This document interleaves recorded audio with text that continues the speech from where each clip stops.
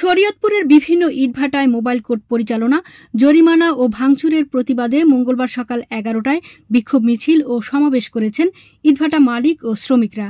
বিক্ষোভ মিছিলে সারা জেলায় কর্মরত ইটভাটা শ্রমিক ও ভাটা মালিকরা অংশগ্রহণ করেন।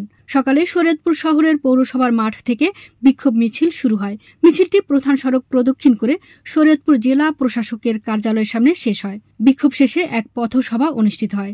সভায় বক্তব্য রাখেন শরীয়তপুর জেলা ইটভাটা মালিক সমিতির সভাপতি আব্দুল জলিল খান, যুগ্ম সাধারণ সম্পাদক আজহার সর্দার, আনোয়ার হোসেন তালুকদার, অলিউল খান, বাবুল মোল্লা।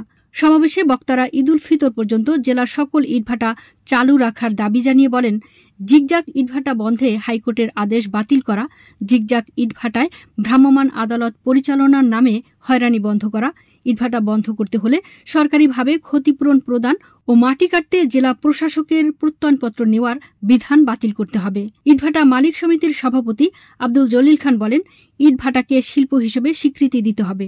এর সঙ্গে হাজার হাজার মানুষের জীবন জীবিকা জড়িত। জেলার অন্তত 20,000 মানুষ ইটভাটায় শ্রম দিয়ে তাদের সংসার চালায়। সরকার চাইলেই আকস্মিকভাবে এসব ইটভাটা বন্ধ করে দিতে পারে না।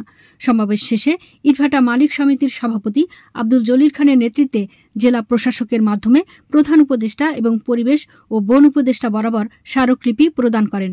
সারা বাংলাদেশ ব্যাপী এই ইটভাটার কালো অধ্যয়ন, কালো আইন বাতিল করার জন্য আমরা দাবি জানাচ্ছি। এরপর আমরা পরিবেশগত ছাড়পত্র নিয়েছি, এইভাবে করে আমরা বিএসটিআই আমরা ইট ভাটা জানি সুন্দর বাজে করতে পারি, এই দাবিতে আমরা এই কর্মসূচি পালন করতেছি।